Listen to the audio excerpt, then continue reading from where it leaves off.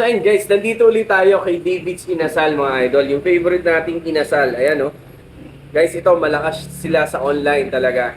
So ngayon, meron silang product na bago, yung kansi. Nakikita ko to sa page nila. Natakam ako. So ito guys, yung bulalo kansi. Ayan, sige, tutok mo yung camera. Oh. Ito yung may sabaw nila, 360. Parang legit na kansi pa talaga to. Oh. Ayun oh. Yung mga ingredients niya. Oh.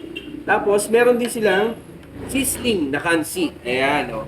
Ito naman, 360 lang, guys. Ang laki, ha? Oh, malaki din. So, tikman na kagad natin yung sabaw nito. Ito yung bago nila. So, na mahilig dyan sa sabaw, bulalo. Ay, masarap, ha?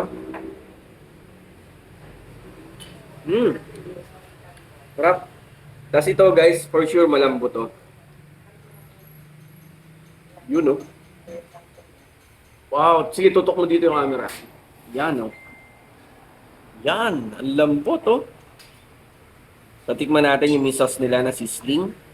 Bulalo. Kansi.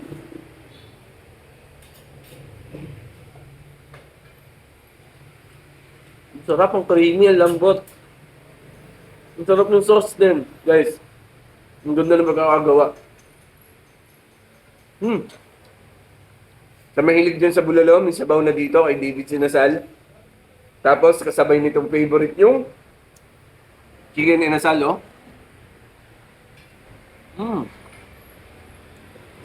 Ganun na ganun pa rin. Ganun pa rin kasarap. So, tikman nyo na mga idol. David Sinasal. Puntahan nyo lang yung page nila to order. Thank you.